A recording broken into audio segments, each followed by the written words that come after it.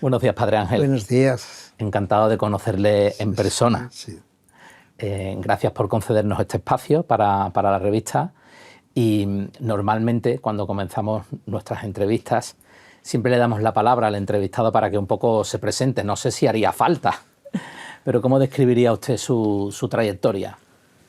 Pues la trayectoria de un hombre que también tuvo la suerte y el privilegio, me llamo el padre Ángel, de nacer en Asturias, de encontrar un ambiente de mucha solidaridad, tanto en la familia de mis padres como en la parroquia con el cura que yo tenía allí, y que cuando vi a aquel cura, que era un cura que muy parecido al Papa Francisco, cuando el Papa Francisco era joven, alto, con una sotana muy larga, y que hacía mucho bien en aquella parroquia de la Rebollada de Mieres, porque había en aquellos momentos, en los años 30 y tantos, muchas desgracias, muchas muertes, mucha hambre, y entonces él siempre iba ahí a aliviar a las viudas, a los huérfanos, y cuando eres niño siempre te preguntan qué quieres ser cuando seas de mayor, ¿no? Y unos dicen futbolista, médico o artista, y yo decía cura. Era porque había visto al cura de mi pueblo. Con lo cual, si puedo decir de ti que soy un cura católico, pero asturiano. Algunos dicen apostólico, romano, y no, cura asturiano. Pero yo creo que del mundo entero hoy ya no somos ni españoles, ni europeos, ni eso. Yo creo que somos ciudadanos. Como dice el Papa Francisco, somos todos hijos de Dios, seamos de donde seamos, ¿no? Ha comenzado usted describiendo especialmente aquello que le llamó a esta trayectoria, ¿no? Ha hecho muchísimas cosas, le conocen Sí. muchas personas. Normalmente hay personas como que brillan en un momento determinado, no sé si en esta sociedad de las prisas, ese brillo parece que a lo mejor por modas va pasando, pero sin embargo usted sigue siendo una referencia a nivel ético de entrega, solidaridad. ¿Qué cree que hay detrás de que se haya podido mantener también tantos años ahí, digamos, como una persona de referencia? Bueno, yo creo que tengo todavía mucho barro, que sacarle mucho brillo a lo que hacemos, pero lo que sí uno es alguien que cree en Dios y que cree en los hombres, es decir, una sociedad en donde hemos podido vivir, una sociedad como la que nos ha tocado vivir. Lo importante es creer en la sociedad, creer en eso. Algunos tenemos el privilegio de creer en Dios y creer sobre todo en los hombres. Hay algunos que a mí se me acercan mucho, sobre todo a esa iglesia de San Antón. Mucha gente dice, yo no creo, pero creo en esta iglesia. No, hay muchas personas que aunque no crean, son buenas personas igual que los que creemos. Es decir, estamos equivocados creyendo que es patrimonio solamente de los creyentes el ser buena persona o ser solidario. Son también buenas personas y muy solidarios también aquellos que dicen que no creen, que después si escarbas un poco a veces creen más que nosotros que creemos, ¿no? Pero en la vida uno escoge una vocación, una profesión, un trabajo, de manera de ser. Yo desde infancia y después recién ordenado sacerdote, con otro cura, compañero mío, instituimos una asociación que se llamaba Mensajeros de la Paz, hace ya 63 años, que era para deshacer los hospicios, para acoger a los niños que vivían en hospicios o en los reformatorios, que parecían un número, con un mandilón azul, el pelo cortado al cero, y poder darles hogares, que vivieran 6 o 7 en cada hogar y no 200 en una nave, como parecían los hospicios de entonces, ¿no? Y hoy, pues, gracias a un gran equipo, a muchos voluntarios, trabajadores sociales, estamos en más de 75 países en el mundo, constituidos con niños, con mayores, con personas con discapacidad, o con mujeres que han sido maltratadas, o con niños con problemas de conducta, y sobre todo también habiendo abierto ya 4 iglesias en el mundo, abiertas las 24 horas del día, que es en Barcelona, acá en Madrid, en México y en Medio Oriente, ¿no? Y eso es un poco el trabajo de estos 80 y muchos años en los que uno ha estado, pero estado, es decir, que no es el trabajo de una persona, es el trabajo de un gran equipo, de una gran ilusión, de cientos y miles de personas, que algunos se han quedado ya por el camino y otros todavía seguimos viviendo y vamos a querer seguir viviendo otros 20 años más, ¿no? Bueno, en esa descripción que ha hecho usted también un poco de esa trayectoria de Mensajeros de la Paz, Premio Príncipe de Asturias, la Iglesia de San Antón, ese referente que se está también mostrando aquí en Madrid, ese restaurante Robin Hood también que aparece por ahí en su biografía, sí, también como muy llamativo, da la sensación de que tiene usted un oído en el que ese grito silencioso de los vulnerables no es silencioso para usted y para su equipo, ¿no? Está como muy pendiente de esa vulnerabilidad que hace que no solo se quede, digamos, en aquella, digamos, parte inicial de niños, sino también ahora personas mayores. Sí. Mira, tenemos que poner los pies en la tierra. Yo recuerdo hace unos años que había visto las colas de comedores, a las personas en colas para poder ir a comer a un comedor de estos sociales, una iglesia. Y entonces me hice una reflexión: ¿cómo es posible que se haya que poner en colas para comer y no puedan ir a un restaurante o a unos comedores? De ahí nació la idea del restaurante de Robin Hood, que es donde puedan comer los que tienen medios y los que no tienen medios. Pero en aquellos días tuve la ocasión de ir a una de esas oficinas del Estado, donde eran unas salas inmensas de ordenadores, y eras allí y te asustan, porque hay un pasillo, ordenadores a un lado, al otro, con mujeres tal. Y yo dije, aquí, ¿cuántos comedores, cuántas mesas podríamos poner para comer? Y entonces llegué acá, a donde estamos ahora, en esta oficina, y en la planta baja había un montón de oficinas, estaban los despachos de eso, y dije, ¿y para qué queremos tantas oficinas y ordenadores? Si ahora con un ordenador basta.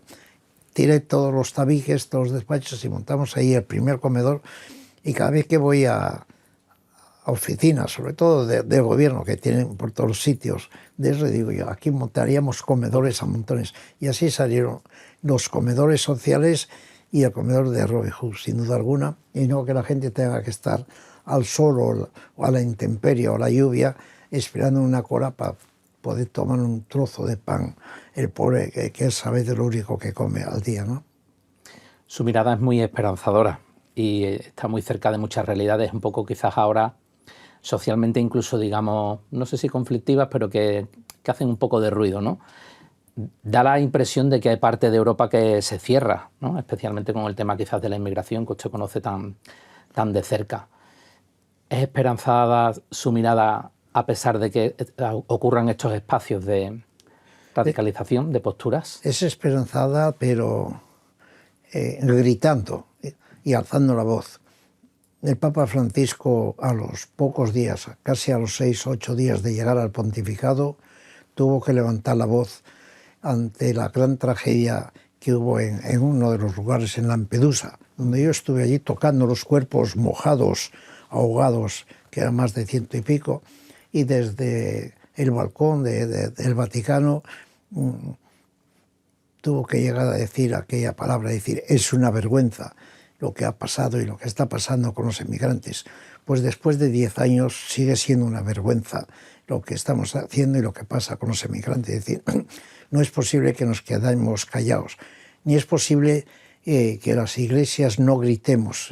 La iglesia está para cantar, para rezar, pero a veces está también para gritar y para decir que no podemos callar ante tantos padres y madres que a veces no tienen los alimentos necesarios para dar a los hijos, y que no podemos estar callados ante la tragedia de la migración. No podemos estar en silencio, y yo me atrevo a decir casi ni nos debemos atrever casi ni a rezar y a hacer oración sin llegar a decir que más de 4.800 muertos en los mares nuestros de España en un año, y algunos han muerto porque se caían del cayuco, pero otros es porque deshinchaban los neumáticos, y otro es porque no acudíamos a rescatarles, porque preferíamos que antes de entrar a ver si se caen para que no nos compliquen la vida. Y así sigue siendo esta sociedad nuestra. Y esta sociedad no es una sociedad solamente en la que hagamos responsables a los políticos y a los gobernantes, que lo son, sino es que somos responsables todos. Yo estoy molesto y además muy triste porque ni las ONGs, ni las instituciones de la Iglesia, ni otros estamentos hemos salido todavía a la calle a protestar. Estamos saliendo a protestar porque necesitamos una vivienda o un trabajo más digno o una sanidad, una seguridad, y hay miles y miles de manifestaciones. Estoy esperando la primera manifestación que salgamos a la calle a protestar o a exigir, que no podemos esperar una vez más y que nos quedamos impasibles porque a una gobernante como ha sido, por ejemplo, la presidenta de Italia u otros más, se les ocurre decir que los emigrantes, en vez de que puedan ser acogidos, se les mande a Albania o a algún otro país como deportándoles. No, esto no es posible. El Papa Francisco, que es muy sensible ante la migración, yo recuerdo que a los 2 días de ser Papa, ante miles de periodistas, dijo una frase preciosa que era: los 2 problemas mayores que tiene esta sociedad es la soledad y la migración. La soledad es uno de los problemas mayores y la otra es la migración. Y sigue siendo, después de 10 años, los problemas más urgentes y más graves que tiene la sociedad. Y claro que tenemos que luchar ante eso y no tirar la toalla. No tirar la toalla. Cuando me dices de esperanza, claro que hay que tener, y claro que se va a arreglar. Se va a arreglar primero por las buenas, pero si no, se va a arreglar también por las malas, porque nadie puede poner fronteras al mar, nadie puede poner fronteras al hambre y a la gente que pierde la vida o que está en peligro de perder. A eso no se puede poner fronteras, es decir. Y algunos intentamos poner, y después hay algo que es impresionante de decir que hay que desechar de esta sociedad nuestra, que es la palabra de irregular y ilegal. Es decir, ¿cómo se puede decir que estas personas son ilegales, que son irregulares? Es decir, que solamente falta que digan que son mal nacidos. Es decir, que ya y no nos queda. Y eso está puesto, yo no sé si en nuestra Constitución, pero en nuestro lenguaje está la palabra irregular e ilegal. Es decir, vamos a ver, es decir, yo no tengo los papeles para estar en Estados Unidos, pero no por eso yo soy un irregular ni soy un ilegal. Es decir, me faltan algunos documentos para poder estar, pero no me llame usted que no merezco vivir, que es lo que nos decimos a mucha gente. No merecen, no pueden estar aquí conviviendo con nosotros estos hombres que no tienen el pasaporte o que no tienen el documento de residencia. Y esta es nuestra sociedad, una sociedad en la que por otra parte somos solidarios, que por otra parte somos buena gente, es decir, pero nos falta mucho de comprender a los que no tienen nada, ¿no? Sí, ir creando experiencias positivas, ¿no? de convivencia, de pluralidad, que puedan hacer un poco luz. Hay una luz inmensa, y es que en nuestras guarderías existen, en muchas de ellas, casi 60 veces o 70 niños de naciones distintas, que son húngaros, rusos, belgas, rumanos, marroquíes, y nunca ha habido un conflicto en las guarderías de que los niños se insultan, se pegan, es decir,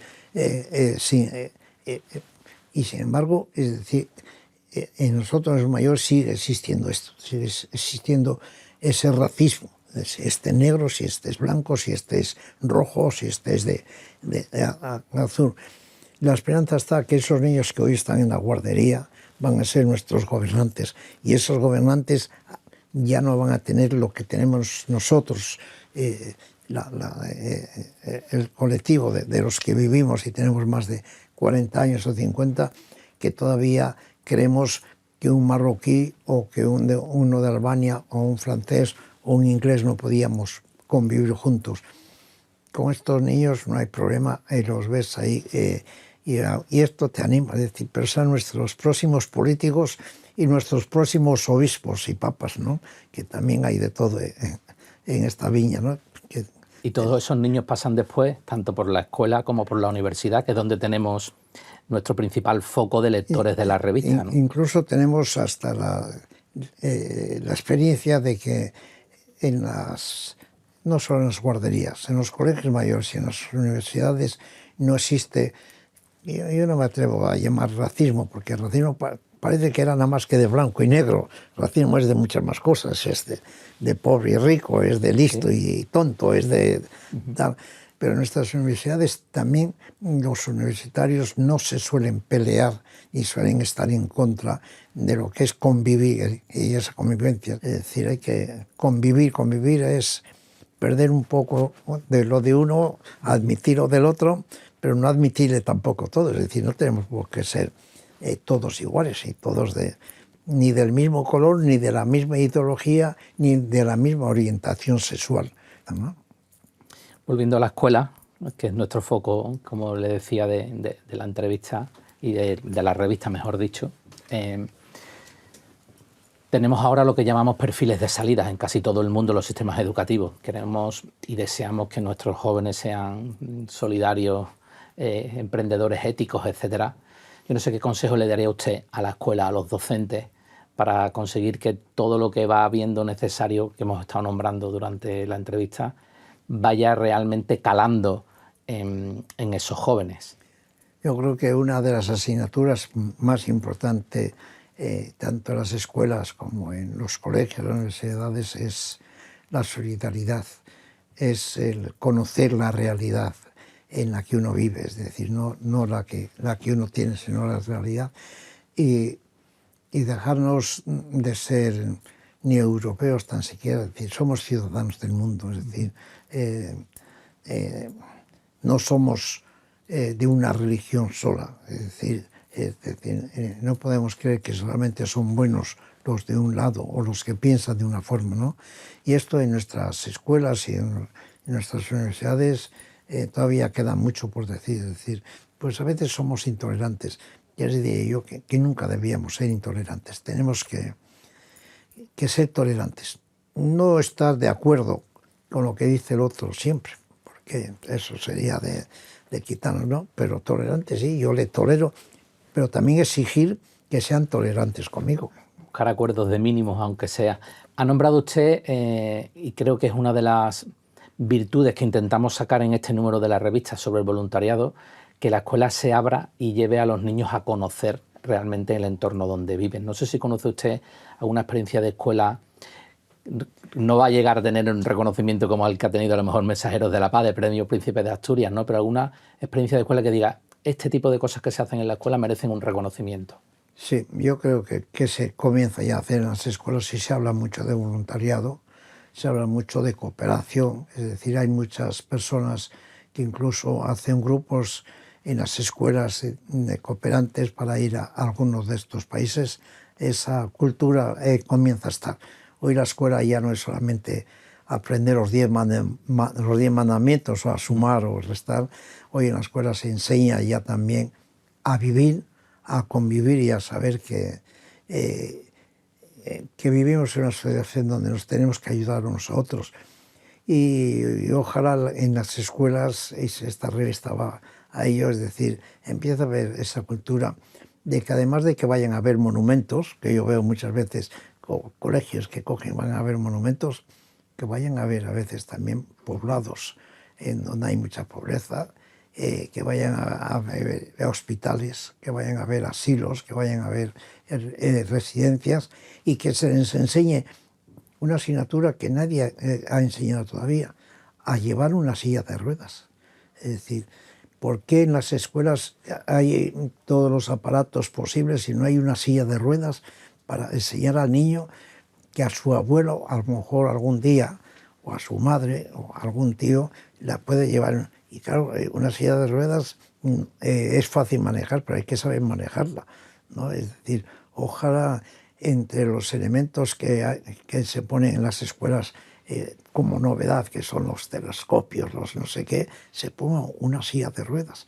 O se ponga, ya gracias a Dios se pone también ya para los infartos, que debe haber en todas las escuelas, pero no los hay. Es decir, no es posible que en las escuelas no se les enseñe eso a los niños. Y sobre todo, algo muy importante que yo tengo por aquí, si no me lo han quitado, pero tengo siempre, que es que exista el número 112. que si hay algún problema en la casa, un niño puede salvar, y lo han hecho muchas veces, a su madre, a su hijo, a él mismo, que hay fuego, que se ha caído, no se puede levantar, es decir, solamente poder llamar al 112. Pues esa asignatura, es decir, si tú haces una encuesta a todos los niños de las escuelas, nadie sabe lo que es el 112. Todos saben lo que es 2 más 2 o lo que es la inteligencia artificial y no saben lo más importante, que es salvar vidas. Me quedan solo un par de preguntas, insistiendo en agradecerle su tiempo. Al final han cambiado las prioridades de la vida, por eso quizás esas asignaturas que usted nombra pues son las nuevas prioridades que tenemos hoy en la sociedad, ¿no? Quizás un mensaje para la población latinoamericana que lee también esta revista. También usted ha estado por allí, tienen muchas, como ha dicho al principio de la entrevista, ¿no? Están allí instaurados, establecidos en aquellos países. ¿Qué le diría a los hermanos latinoamericanos? A los hermanos latinoamericanos decirles que les apreciamos y les agradecemos mucho porque ellos suelen tener una vida íntima, religiosa muy grande. Creen en ese San Martín de Porres, como el nombre tuyo de eso, y sobre todo que deben seguir creyendo en que somos todos hermanos, es decir, aunque estemos muy lejos, es decir, primero porque casi algunos tenemos la misma sangre que ellos, de eso, ¿no? Pero incluso aunque no tengamos la misma sangre y el mismo color que lo solemos tener, es decir, somos todos hijos de Dios, somos humanos, ¿no? Y los humanos debemos querernos. Bueno, para terminar, y pensando en ese perfil del alumnado, en ese deseo de tener muchos padres ángeles, sean de una manera o de otra, evidentemente con usted va desde el principio de la entrevista, ¿quién es usted desde el principio, ¿no? Quiso ser cura y lo sigue siendo. No sé si eso es jugar con ventaja en todo lo que usted ha hecho. Yo creo que si me hubiera nacido volvería a ser cura, es decir, y no entiendo por qué no hay más curas, es decir, porque es la vocación y la profesión más bonita. Primero porque hay trabajo siempre. Ahora que dicen que hay poco trabajo, si eres cura, es decir, hay muy pocos curas, hay escasez de vocaciones. Pero segundo porque el sacerdote es una de esas profesiones preciosas, que es un líder, que es un mediador entre Dios y los hombres, entre los mismos hombres, porque el ser cura te da unas oportunidades inmensas. Primero porque se cree la gente que eres más bueno que los demás, que no es verdad, pero sí te da un carácter ser sacerdote. Ser sacerdote es poder celebrar la misa, es poder confesar, es poder escuchar, es poder estar con los más desfavorecidos, lo cual esa oportunidad o ese privilegio no lo tienen otras profesiones. El que es un ingeniero, el que es un arquitecto, es decir, pues no se le acerca la gente a él para decirle, padre, me pasa esto. Se acerca para decirle, se me ha hundido el piso, pero no para decirle qué problemas tiene. Sin embargo, a los sacerdotes sí se les va eso. Es decir, si los jóvenes supieran lo que es y lo que lleva consigo, y esto que dices tú, que es un privilegio, claro que es un privilegio. Yo estoy enamorado de ser sacerdote, sin duda alguna. Es verdad que los sacerdotes nuevos y jóvenes que pueden venir pudieran ser sacerdotes que tengan la opción de poder casarse, de poder tener mujer, de poder tener hijos, pero lo de ser sacerdote no quita absolutamente nada a esa figura futura de los sacerdotes, o que las mujeres puedan ser sacerdotes también, porque no van a poder ser sacerdotes. Entre las profesiones más bonitas del mundo, usted no ha nombrado al profesor, y entonces no puedo más que reivindicar que creo que son otras manos que tocan vida cotidiana, ¿no? Y que pueden transformar otras vidas. Sin duda, yo no reivindico al profesor. A mí el profesor me parece un lujo. Yo reivindico al maestro. El maestro, muy bien. El maestro tiene, es decir, todos hemos tenido un maestro y todos nos acordamos del maestro. Y al maestro sí que se le besa las manos y se le abraza y se le tal vez decir, pero piensa que la profesión de maestro es una profesión preciosa. Entre profesor, maestro y sacerdote, yo todavía me sigo quedando con sacerdote. Cada uno que se quede con lo que quiera, ¿no? Si se hiciera una encuesta y nos preguntaran a cada uno de nosotros que escribiéramos qué es lo que ha influido en nuestra vida, sin duda alguna han sido nuestros padres, pero han sido también nuestros maestros. Y yo recuerdo con cariño, teniendo 2 años o 3, cuando me preguntan, yo recuerdo entre mis figuras a las maestras de mi pueblo. Muchísimas gracias por concedernos este espacio y me alegro muchísimo de conocerle más en la distancia corta. Gracias, Padre Ángel.